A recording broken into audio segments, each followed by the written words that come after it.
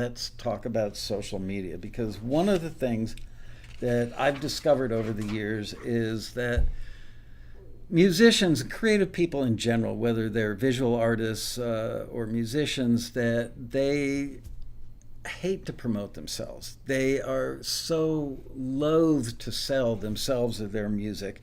And for those who venture into social media, I feel like they don't really do a good job of it. They don't, you know, they read a few pages of a book, they read a little advice online, and then they set up a Facebook page and they set up a Twitter account. And for about 2 weeks to 4 weeks, they get very enthusiastic and nothing happens, and they put their tail between their legs and they go home.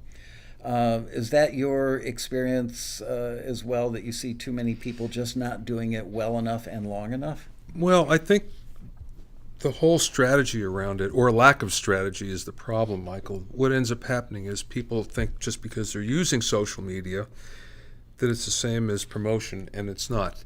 So what I try to show people is that you have to go into social media with a strategy, and that strategy is, how do you promote yourself? Even if you don't like talking about yourself, there are ways to do it where you're informing people. It's not bragging.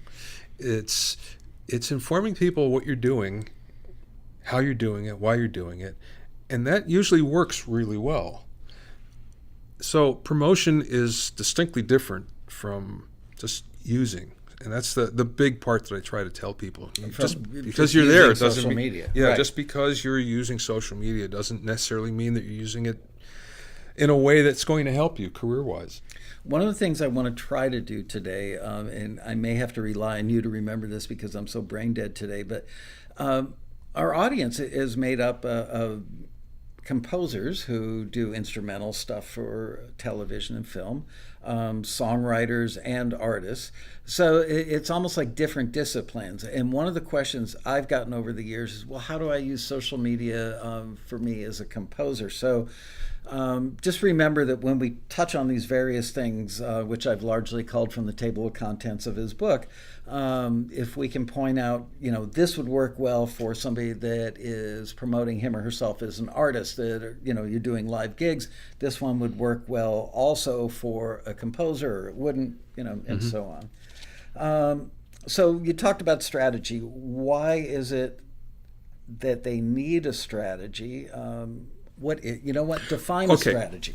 Here's the strategy, basically.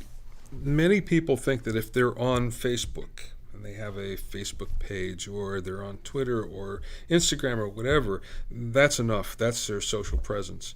But the fact of the matter is, everybody needs a website. Yes. And what social media does is it points to that website if you're doing it well. Why do you need a website? Well, it's the only thing you can truly control. You can control the look and the feel. And as we've seen with other social networks, MySpace is the one that comes to mind, and Facebook too, they change it all the time. And when they change it, that means whatever you're doing changes with it, and it may not be to your liking.